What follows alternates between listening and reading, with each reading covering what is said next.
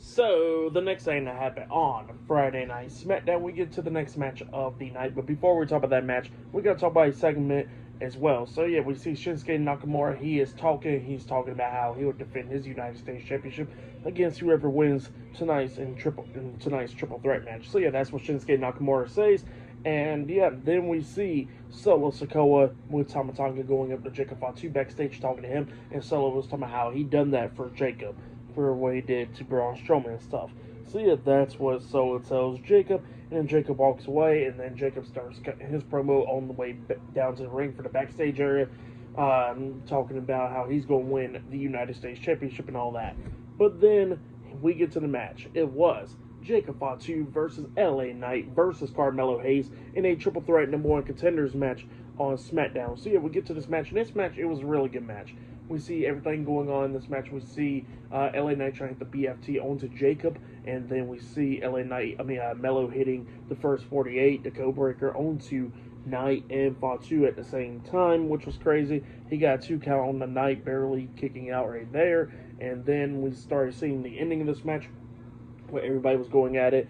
LA Knight taking out Jacob Fatu outside the ring, and then we see Melo taking out LA Knight, throwing him into the ring. He climbs up the top turnbuckle and jumps off with nothing but net onto LA Knight. He pinned him. 1, 2. Jacob Fatu breaks at the pin at the count of 2 because he was on the top turnbuckle and he jumped off with a swanton bomb onto Melo, breaking up the pin. And then we see Jacob Fatu knocking LA Knight out of the ring, and then he takes out Melo. He did hit the hip attack on him in the corner, picks him up, hits the Impaler DDT onto Melo, and then he climbs up the top turnbuckle, jumping off with the moonsault. But when he goes for the pin, we see LA Knight grabbing Jacob Fatu by the foot, dragging him out of the ring, and then LA Knight quickly gets into the ring, pinning Melo for the 1, 2, 3. So yeah, LA Knight defeated Jacob Fatu and Carmelo Hayes tonight in the triple threat match, and he is now the #1 contender for the United States Championship. That's what happened there. Great match. For that match, I'll give it 4 stars. That's why I'll give that match.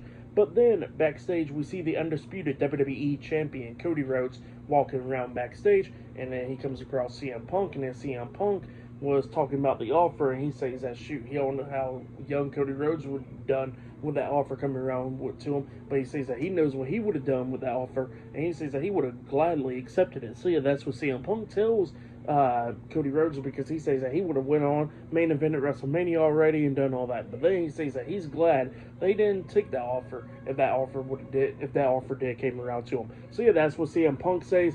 But then he tells Cody Rhodes that he needs to take the offer, and Cody was like confused. He was like, "What?" And then CM Punk says, "Let me finish.